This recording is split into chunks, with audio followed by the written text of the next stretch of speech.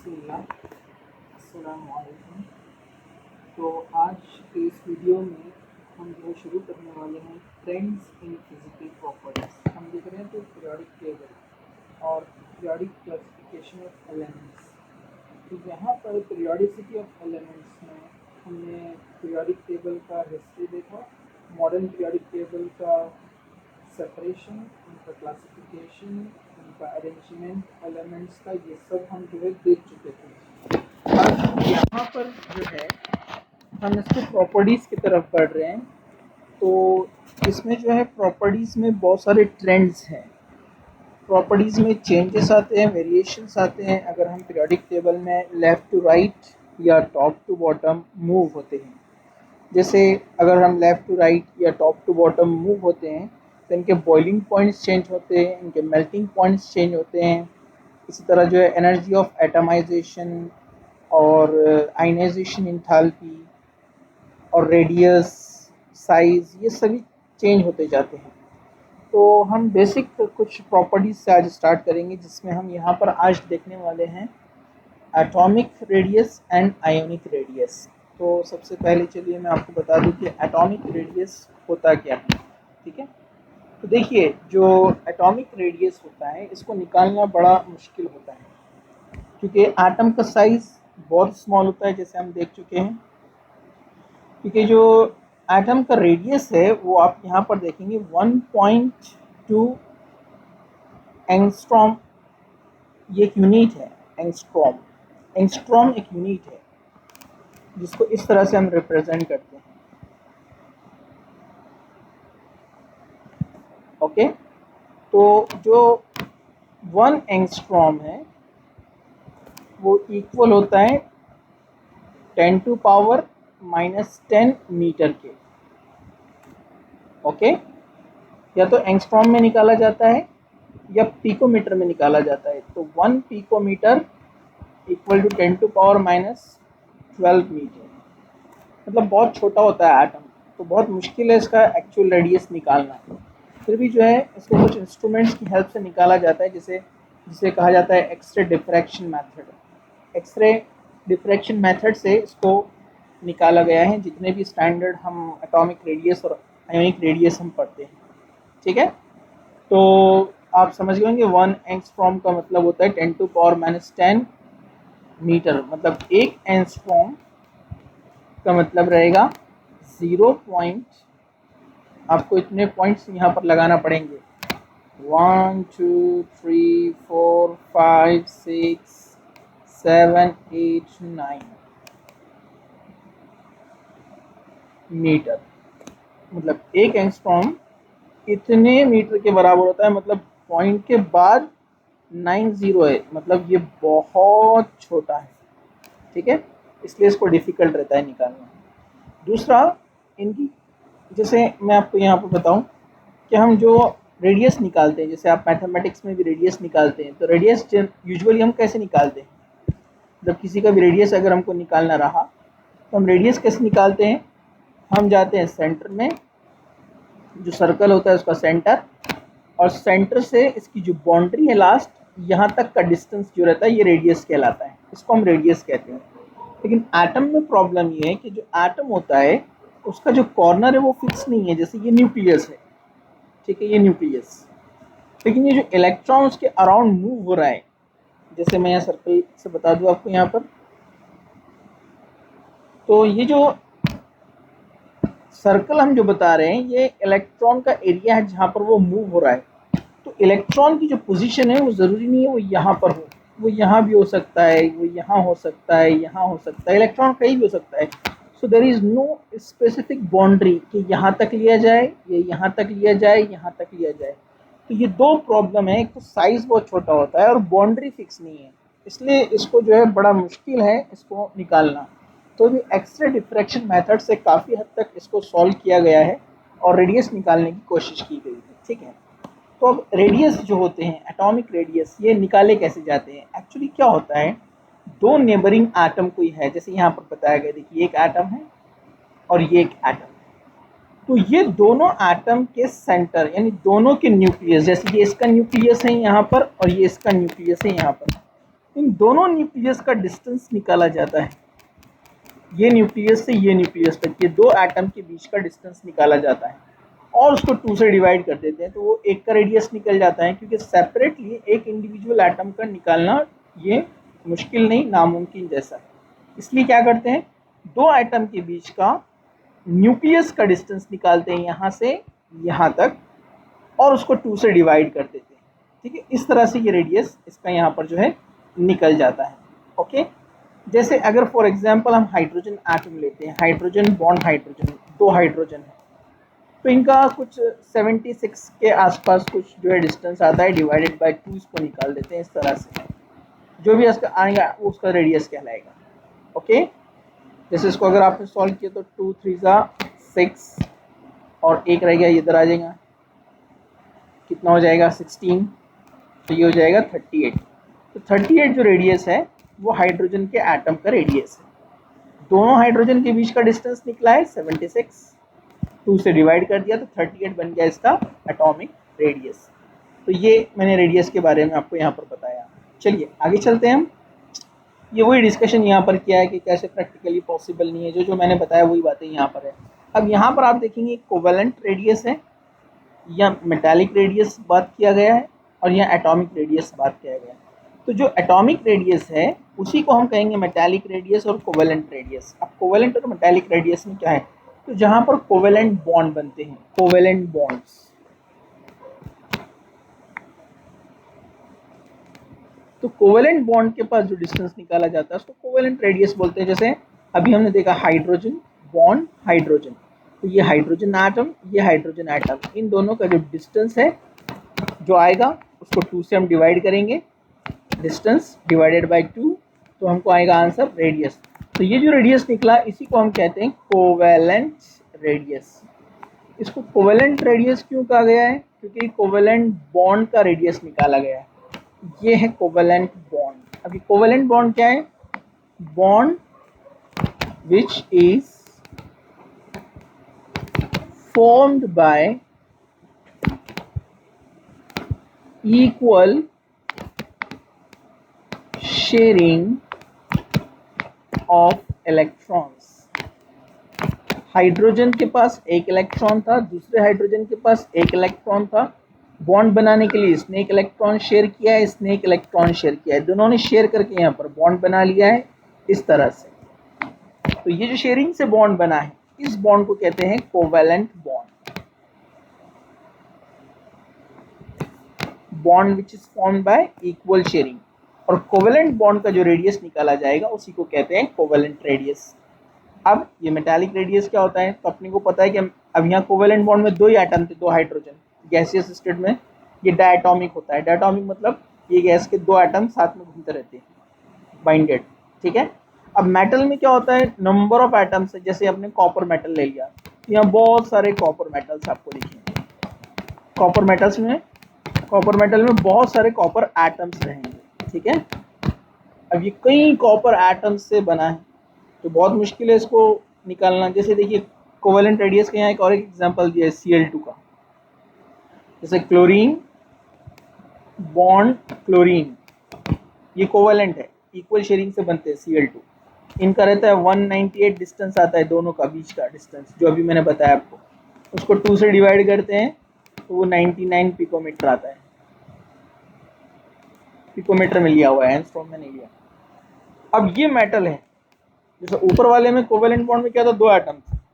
अब यहाँ पर ये क्या है, मेटल में क्या होते हैं, नंबर ऑफ एटम्स, बहुत सारे एटम्स होते हैं यहाँ पर। तो इसमें क्या करते हैं, कोई दो स्पेसिफिक एटम्स है, जैसे ये कॉपर का एटम लिया है, ये कॉपर का एटम लिया है। अब इनके बीच में कोवेलेंट बॉन्ड नहीं है क्योंकि इनके इधर भी कॉपर एटम्स है, इधर भी कॉपर एटम्स है। इनमें मेटालिक बॉन्ड होता है। मेटालिक बॉन्ड मैंने लास्ट लेक्चर में आपको बताया था कि मेटालिक बॉन्ड क्या होता है। तो दो कॉपर मेटल के एजेस का डिस्टेंस निकाला जाता है, जो कि कितना आता है 256 पिकोमीटर।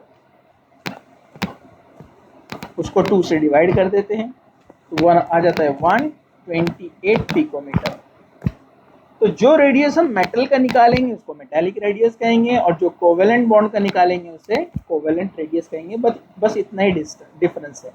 और दोनों को कॉमनली कहा जाता है एटॉमिक रेडियस, क्योंकि दोनों के एटम का रेडियस हम यहाँ पर निकाल रहे हैं। ठीक है, चलिए आगे चलते हैं। अब पीरियोडिक टेबल में इनका ट्रेंड क्या है? तो पीरियोडिक टेबल में जैसे आपको तो याद होगा लिथियम, बेरिलियम, बोरॉन हम डिस्कस कर चुके हैं।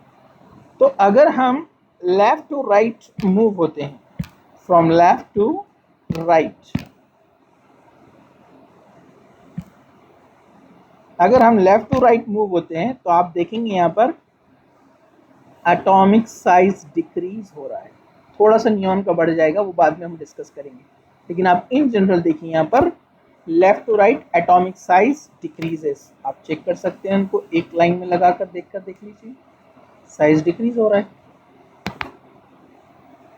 And top to bottom atomic size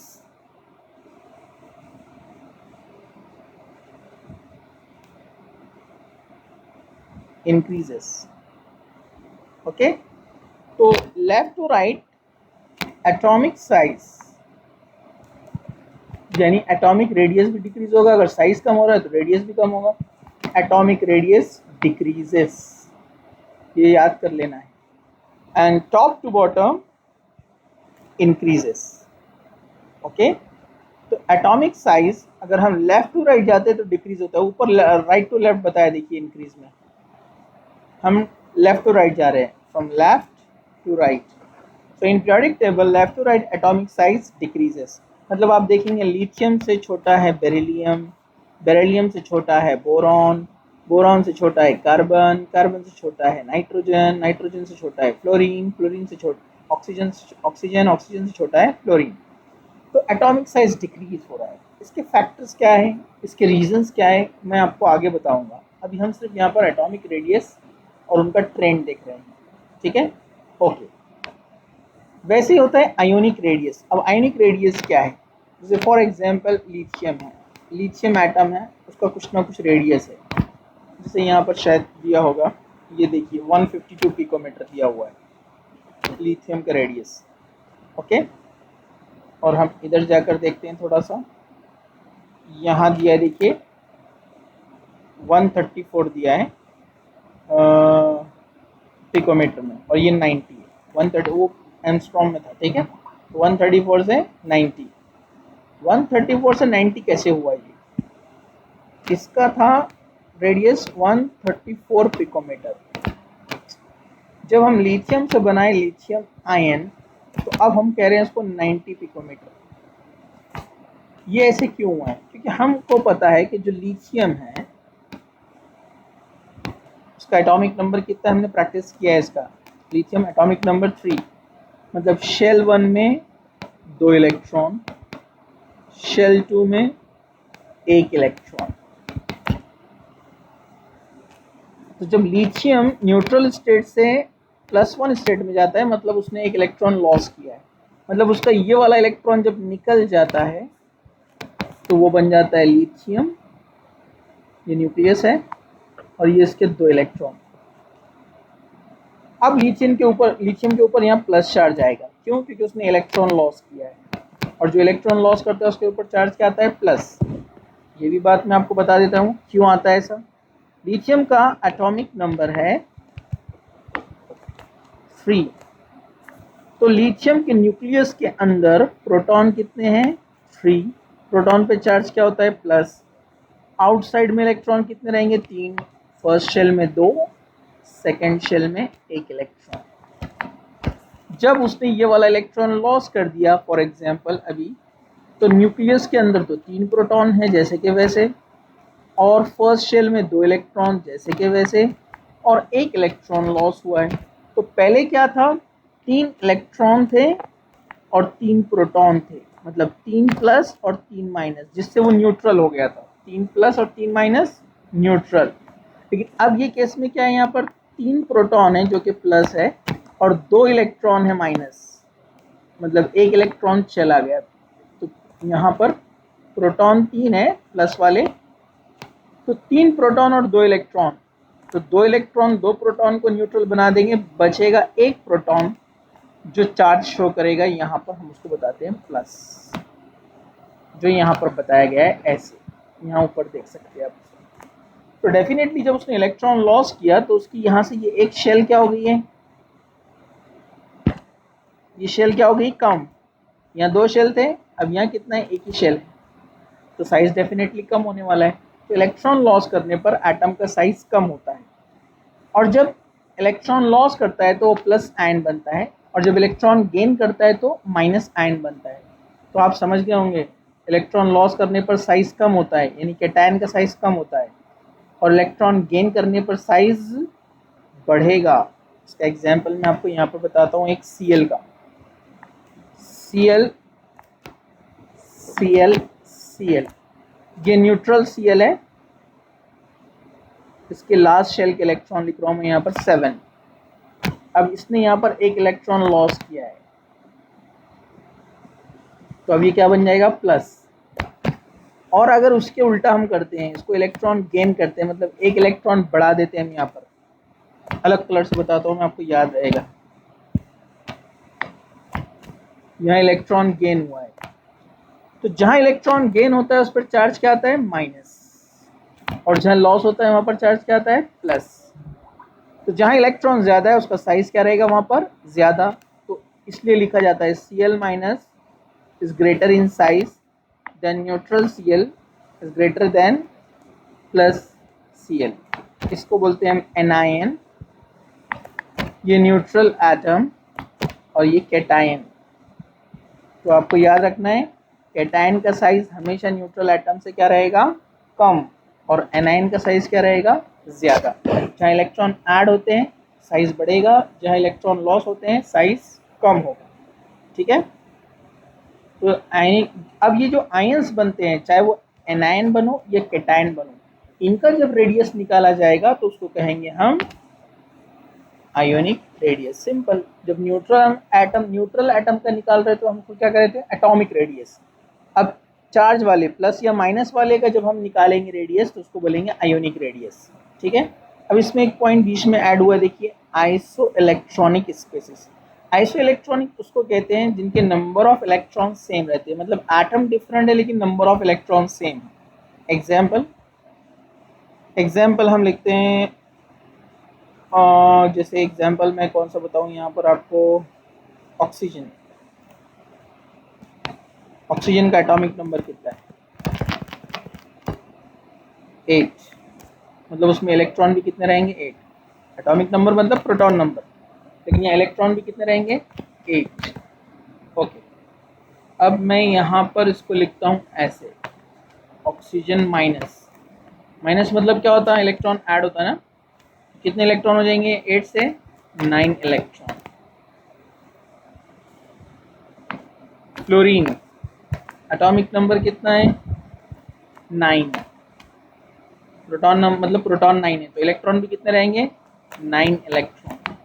तो आप देखेंगे जो न्यूट्रल फ्लोरीन है उसके पास 9 इलेक्ट्रॉन है, और जो माइनस ऑक्सीजन है उसके पास भी 9 इलेक्ट्रॉन है। तो माइनस ऑक्सीजन यानी एनायन और न्यूट्रल फ्लोरीन ये एक दूसरे के क्या हो गए, आइसो इलेक्ट्रॉनिक। एक पॉइंट ऐड हो रहा है यहाँ पर हमारे एटॉमिक और आयनिक रेडियस के अंदर। यहाँ देखिए कुछ एग्जाम्पल दिए हुए हैं, अब मैं ये एग्जाम्पल को यहाँ पर कंपेयर करता हूँ। क्या क्या दिया है देखो, oxygen 2 minus, F1 minus, sodium plus, magnesium 2 plus. अब जिन्होंने एटॉमिक नंबर लर्न किए तो उनको फ़ायदा है, देखिए यहाँ पर, जिन्होंने लर्न नहीं किया था उनको नुकसान में रहने वाले हैं वो लोग। मैंने पहले कहा था आपको कि बेसिक जो बताया जा रहा है लर्न कीजिए। ठीक है, एटॉमिक नंबर ऑक्सीजन का कितना है, 8, फ्लोरीन का 9, सोडियम का 11, मैग्नीशियम का 12। ये इनके क्या है, एटॉमिक नंबर्स। लेकिन अब इन्होंने यहाँ पर इलेक्ट्रॉन लॉस किए और गेन किए। -2 मतलब 2 गेन किया है, तो 8 से कितने हो जाएंगे इलेक्ट्रॉन, 10। -1 मतलब 1 इलेक्ट्रॉन गेन किया है, तो 9 से कितने हो जाएंगे, 10। प्लस मतलब लॉस, तो 11 में से 1 लॉस हुआ तो कितना बचेगा, 10। +2 मतलब 2 लॉस, तो 12 में से 2 लॉस किया तो 10। अब देखिए सबके 10 10 10, तो ये सब एक दूसरे के क्या हो गए, आइसो इलेक्ट्रॉनिक। तो कभी कभार डिफरेंट एटम्स इलेक्ट्रॉन लॉस या गेन करने की वजह से इक्वल इलेक्ट्रॉन आपस में कर लेते हैं, मतलब उनके इक्वल इलेक्ट्रॉन रहते हैं, उस वक्त वो क्या कहलाते हैं एक दूसरे के, आइसो इलेक्ट्रॉनिक स्पेसिस। ओके, जिस तरह atom atomic radius periodic table में चेंज होते हैं लेफ्ट टू राइट, वैसे आयंस के भी होते हैं, ये यहाँ पर बताया गया है। सेम ट्रेंड रहेगा, लिथियम से छोटा बेरिलियम आयन, उससे छोटा बोरॉन आयन, उससे छोटा oxygen ion, same order, left to right decreases, top to bottom increases. ये वीडियो को अच्छे से देखिए, नहीं समझे रिपीट कीजिए, कुछ डाउट है तो आप क्वेश्चन कीजिए। ओके, इसके आगे के पॉइंट इंशाल्लाह हम नेक्स्ट वीडियो में कंटिन्यू करते हैं। जज़ाकल्लाह, थैंक यू।